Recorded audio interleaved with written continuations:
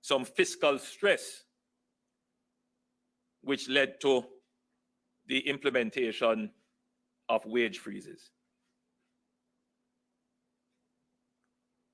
And once that occurred, whatever adjustments that were made in the first place was automatically wiped out. So we have struggled to try and bring the public sector into some coherent structure. And we have attempted it, but it has been piecemeal.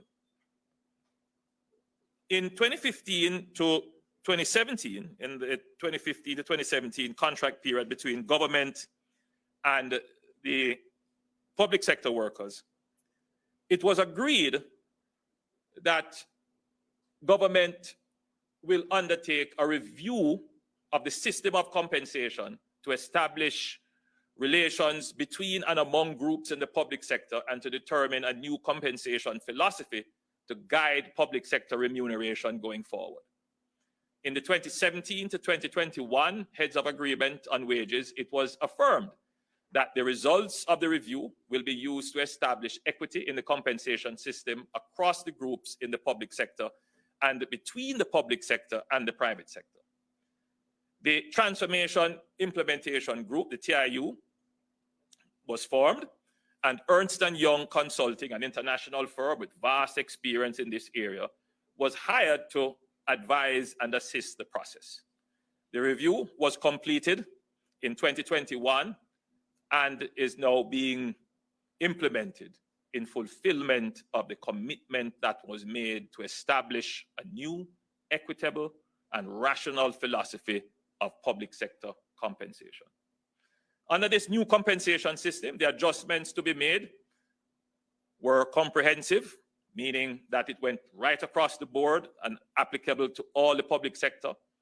It's uniformed, it's logical, it's equitable, and it's transparent. It's easy to understand the structure. We have created a single job evaluation tool to be applied across the public sector.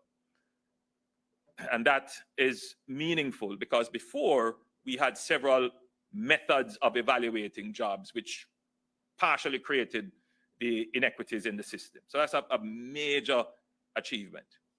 We did a market survey to establish the level of consultations in the compensation rather in the private sector for comparable jobs.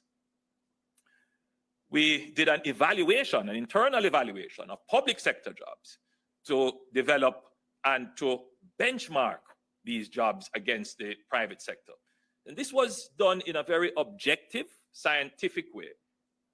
In fact, in my opinion, this is the most objective and scientific approach we have taken to properly establish job definition, job descriptions, and alignment to roles, responsibilities, and approximate market value.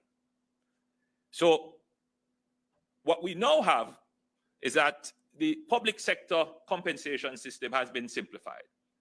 We now have 16 levels or ranks with 16 scales in each rank. So it's a very simple system to use. It is designed for progress within the ranks, and it is designed for comparability across ministries, agencies, departments, and public bodies. So now I want to move on to address pay compensation for members of parliament and ministers and councillors. Pay for ministers and members of parliament has always been a hot potato. Over the last 50 years,